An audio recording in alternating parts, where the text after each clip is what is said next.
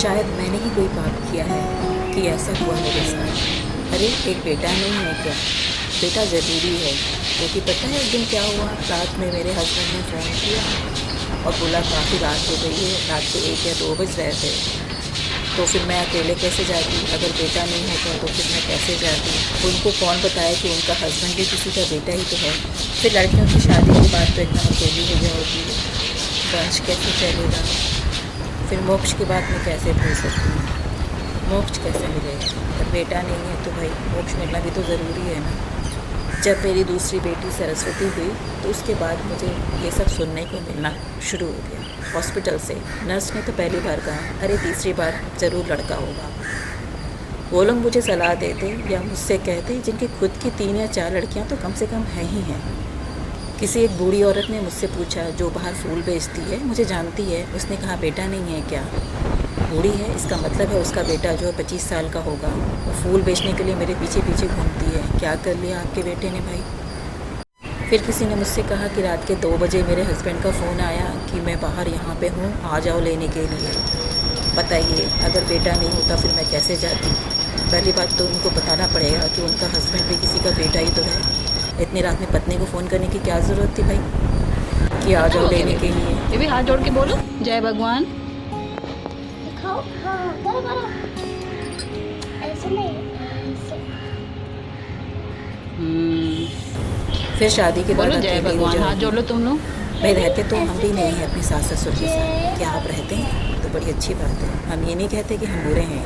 कुछ परिस्थितियाँ ऐसी होती हैं कि जहाँ हम नहीं रह पाते अपने सास ससुर के साथ या बेटे अपने माँ बाप के साथ। और मैं उसी बेटियों को जानती हूँ जिनके माँ बाप उनके साथ रहते हैं। बेबी बोलो ओम नमः शिवाय बोलो। तुम भी बोलो लक्ष्मी, तुम दोनों हाथ जोड़ के बोलो। ओम नमः शिवाय, ओम हरियाय, ओम नमः शिवाय। अभी महीने भर पहले की बात है, हमारे पड़ोस में किसी की डेथ हो गई, अंकल की। तो उनकी डेथ हो गई, उनका बेटा अमेरिका में है, बेटी यहीं है। तो माँ तो बेटी के साथ ही रहेगी ना, वो अमेरिका नहीं गई। बेटी माँ का ख्याल रखती है। आप खुद सोच के देखिए, अगर आप एक औरत हैं, आपके साथ अगर आपके माँ बाप रहें तो कैसा लगेगा? क्या गलत है इसमें भाई? बच्चे के संस्कार से ये तय होता है कि जो कौन साथ देगा, बेटा या बेटी। जेंडर में अगर लड़का है तो साथ में ही रहेगा, लड़की नहीं कर सकती, ये गलत है। तो आपका वंश कैसे चलेगा? तो बच्चे का जो DNA होता है ना, उससे वंश चलता है, बेटा या बेटी से नहीं। और मेरी बेटी है ना, उसके अंदर मेरा और मेरे हस्बैंड दोनों का जीन है बराबर। और जो है वंश खून से चलता है, संस्कार से चलता है, सरनेम से नहीं। और आजकल तो बच्चे जो है माँ का सरनेम भी रखते हैं, बहुत जगह पे रखते हैं। इवन मेरे हस्बैंड ने भी मुझसे पूछा था तुम्हें अपना नाम चेंज करना है लास्ट में कि नहीं। ठीक है, ध्यान देना थोड़ा। कानून ने और ईश्वर ने लड़का और लड़की में कोई भेद नहीं किया है। ये तो हमारे समाज ने कुछ चीज़ें बना दी हैं ऐसी कि लड़की को शादी के बाद जाना है, अपना नाम बदलना है।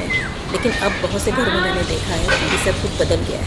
यहाँ जहाँ मैं रहती हूँ, यहाँ मोस्टली घरों में लड़कियों के साथ उनके माँ बाप रहते हैं, आराम से रहते हैं।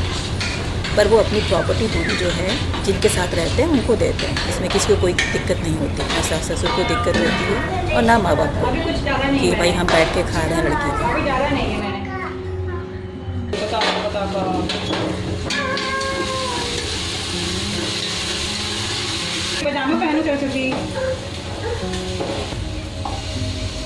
तो लोग तो सलाह दे देते हैं कि भाई अब ट्राई कर लो, थर्ड टाइम लड़का हो जाएगा, क्योंकि भाई अब मोक्ष में मिलना ज़रूरी है। तो मोक्ष का मतलब ये होता है आत्मा की शांति और अच्छे कर्म। और हमारे शास्त्र में कहीं लिखा है अगर लड़की का बेटा शरीर को आग लगाए तो मोक्ष मिलता है। अरे रे, तो शास्त्रों में ऐसा कहीं नहीं लिखा है कि बेटे को ही आग लगाना है शरीर को। तो समाज का बनाया हुआ नियम है। का मतलब केवल यही है कि आत्मा की शांति और अच्छे कर्म। तो अब जीते जी ही आपको मोक्ष मिल जाएगा अगर अच्छे कर्म रहेंगे तो। शरीर पे कोई बोझ ही नहीं रहेगा। और आजकल बेटियां भी अंतिम संस्कार करती हैं और पिंडदान करती हैं।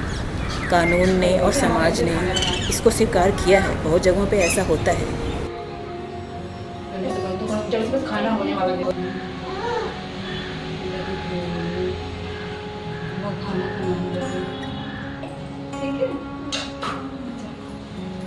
बेटा और बेटी दोनों को कानून ने एक ही बराबर का हक दिया है, ईश्वर ने तो खैर दिया ही है, कोई भेदभाव किया नहीं है।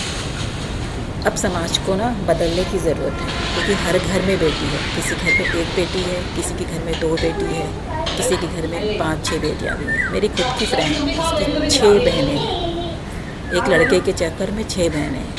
आप सोच लीजिए केवल 2 लड़कियों पे अगर रुक जाते वो तो कितनी अच्छी परवरिश होती।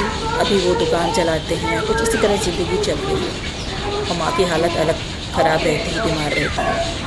अगर 2 बच्चियों को रुक जाते, पूरी एनर्जी, ताकत, परवरिश उन 2 बच्चियों पे देते तो फिर क्या गलत हो जाता है।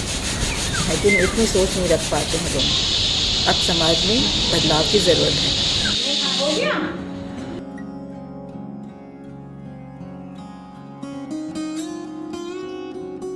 समाज ये कहता है वंश बेटे से चलता है, शादी के बाद बेटियां दूर हो जाती हैं और मोक्ष बेटा दिलाता है। वंश बेटे से नहीं चलता है, केवल बेटे से चल ही नहीं सकता। वंश दोनों से चलता है, क्योंकि दोनों के अंदर, बेटा और बेटी दोनों के अंदर बराबर का हिस्सा माँ और बाप का होता है। ठीक है, बस लड़कियां हैं अपना सरनेम चेंज कर लेती हैं, पर आजकल समाज इतना बदल गया है कि वो सरनेम भी चेंज नहीं करती हैं, तो जिस तरीके से उनका वंश भी चलता है।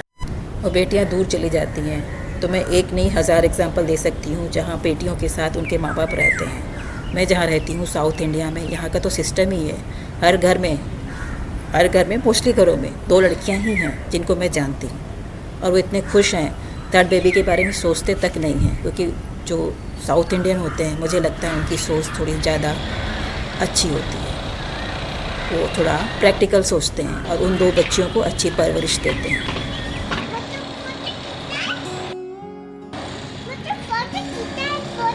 हाँ।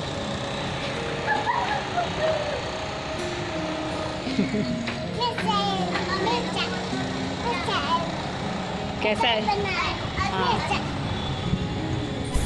खैर समाज तो ऐसा होता है ठीक है कि जो केवल दूसरों के बारे में ही सोच सोच के अपनी बीपी बढ़ा लेता है। इसलिए समाज की चिंता छोड़ करके सच क्या है? सच ये है कि वंश जो है डीएनए से चलता है। डीएनए जो लड़का और लड़की में बराबर होता है।